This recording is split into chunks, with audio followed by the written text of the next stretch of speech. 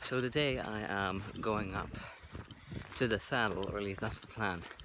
And if I get up there in reasonable time, I'll go down this trail called the Brandy Pan. It basically is this trail that leads over the saddle and down alongside one of the mountains. I might not be shooting much on the phone due to the fact that the wind might make the audio really bad.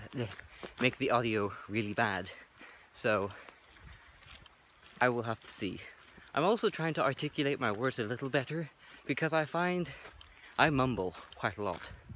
So if my accent slightly changes and my voice breaks, it's me trying to make myself a little bit more coherent and understandable, because I know my accent doesn't really help when it comes to understanding me. Another thing I want to talk about is I am getting a new camera. It's a Canon camera. I've already got the lens coming. It's a Sigma lens, just a standard vlogging lens. I might use the camera for photography, I don't know yet. But at the moment I am trying to get either a Canon 600D or a 60D or something along those lines, or 70D. Now, a lot of people are saying, well, why don't you just get an 80D? Well, it's still kind of expensive. I'm looking for a price range for something cheap that I can start with, because eventually I want to move on to the Canon M50, since it's lightweight, does 125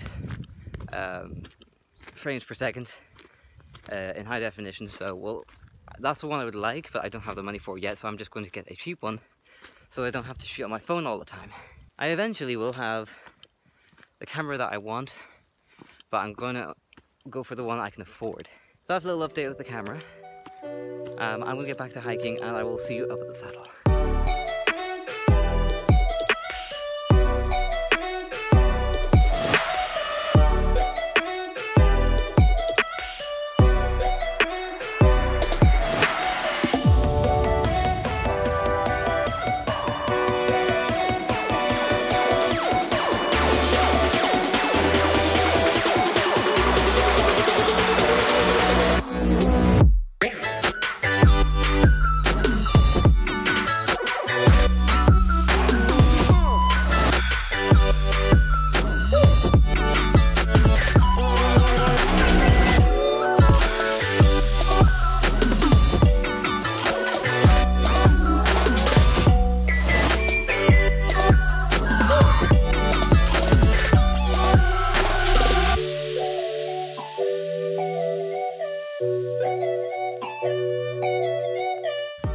Coming in, I had to bail.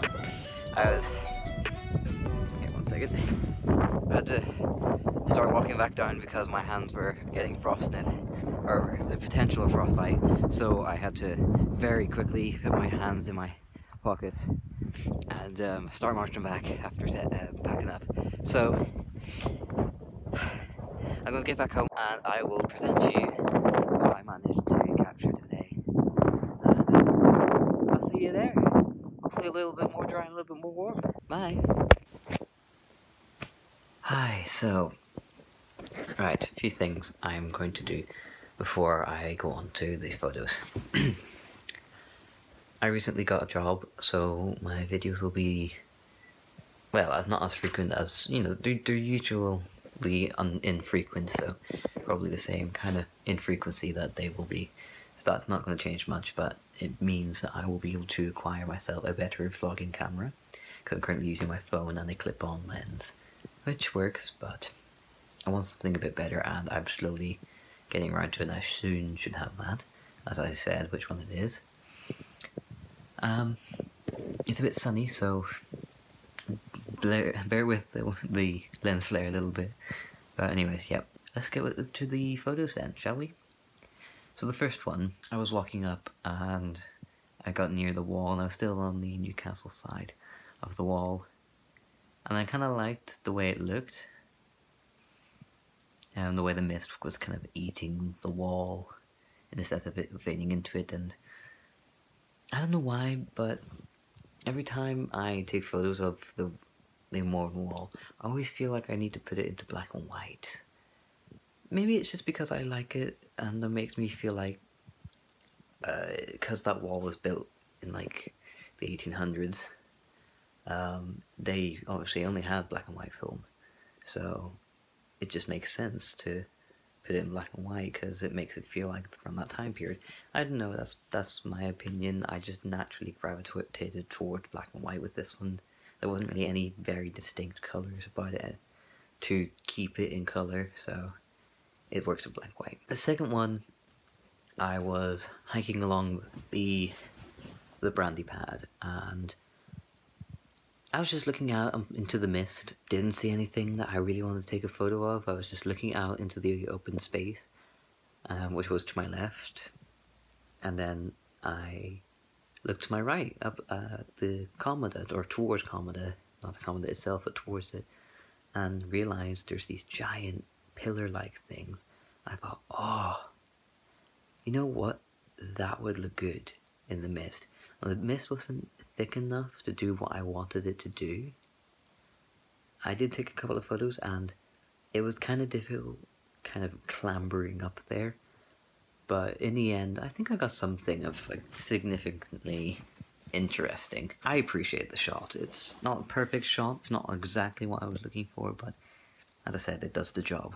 This shot, okay, so this was the view that I was looking out upon. So just on the path out towards the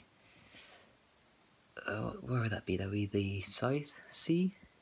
Yeah, towards the south part where the Irish Sea is. Just before this shot, like when I was climbing up towards the rock pillars to my right, this was all mist. I couldn't even see the river.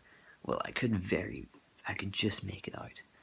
And I thought, well, I'll go get my shot up there, and if the mist clears once I get back down, I'll take my shot. And that is exactly what happened. Because of the mist, it was raining a little bit and it was getting on my lens, and this isn't really watertight. I really do need to get a proper camera for that. This is good for like street photography and stuff, but for nature stuff like this, like this specific kind of stuff, I need something a little bit more substantial. But I liked how it turned out. It was clear enough that you could see off into the sea, but it was still, you could see the low-lying cloud. It was nice. There's a little story about this next picture. The first ever time I hiked up Donard, which was the tallest mountain in the mountain range, and actually it's the tallest mountain in Northern Ireland. When I got to the wall, where the saddle is, I looked over and saw this specific rock that you'll see in the right hand side of this photo, and the sun was on it, and just the way the sun was breaking through the cloud and lighting it up, I really wish I had my camera back then, because I probably would have gotten a beautiful shot of this rock. I actually didn't even realise, because of the mist and stuff, I was actually walking the brandy pad, which is towards this rock, and I completely forgot that it was there. So when the cloud came out, and all of these specific shots here of the river and this rock, this mountain, were all in the same spot. I just kind of set up my tripod in that spot and just took a few of the things. I would love to have had like a 100mm or up lens, but all I had with me at the time was the 28mm and the 50mm. And this one was shot with the 28mm. This is when it was, when it was at its clearest. I like it. It could have done with like something else, like maybe a bit of sunlight or something to kind of bring out the texture of the rock on the mountain. And what would be really clever, you can just see it in this photo. There's like a little indent where like some fallen rocks have fallen through over time, and has made this like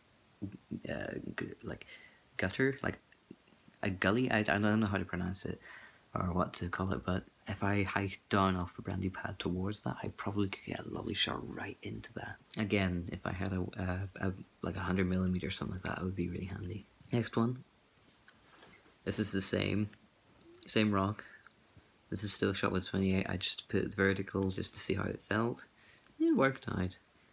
I prefer the one before it, to be honest with you. The way it's the composition is better. And then I did the same thing with the river with the 28mm. I did a vertical, Nothing really much to say about that. Yeah, the next one is with a 50mm. This one was when the cloud was starting to come back in again and close up on me, so I didn't really have much time. Took a few shots and they weren't really working. This one, I managed to sift out of the like 4 I took. The raw file made it kind of not look so good, but after some editing I managed to bring out some of the detail I wanted to, the little silhouette on the top of the mountain and everything I managed to bring through.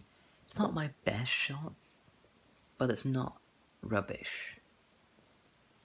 I kind of like it the way it does hide a little bit of the mountain, and the way it kind of just lets it come out a little bit. That's the part I do like about it. Now the next one, this one was I think it's the mountain beside the previous mountain. It's just like to the left of it. Again, this one was kind of obscured in the raw file, but after editing, I've managed to pull out a bit of the detail.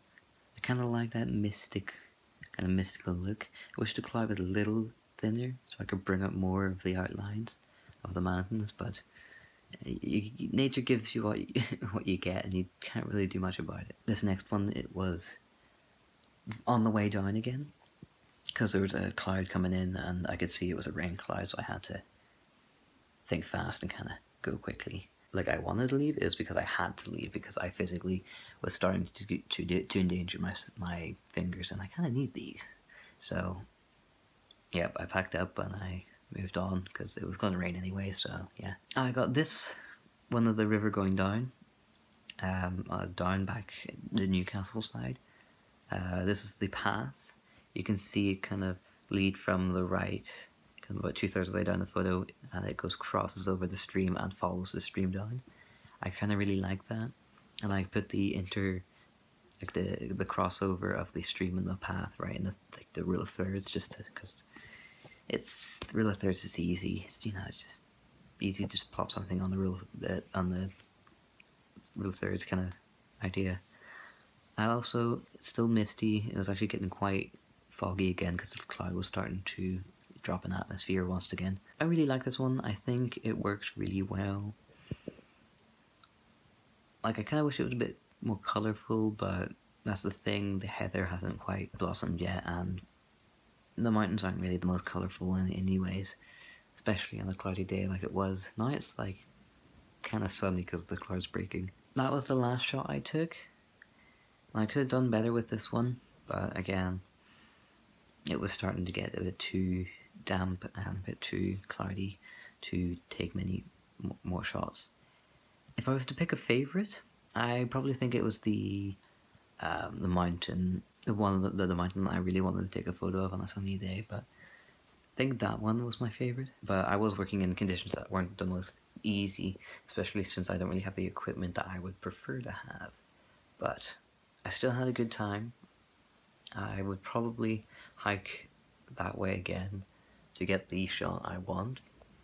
Probably on a clearer day, but there's not much I could do. I took about 35 to 40 photos in total, and I narrowed it down to 10.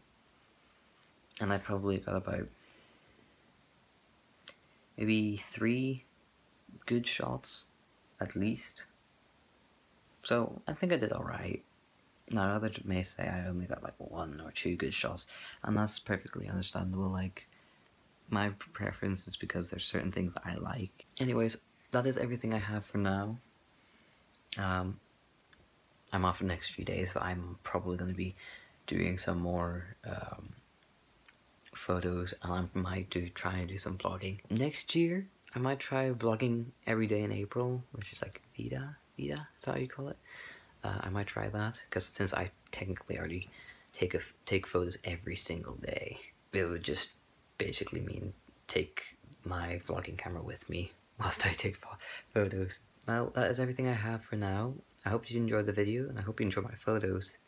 And let's see, do you have any specific things that you like taking photos of?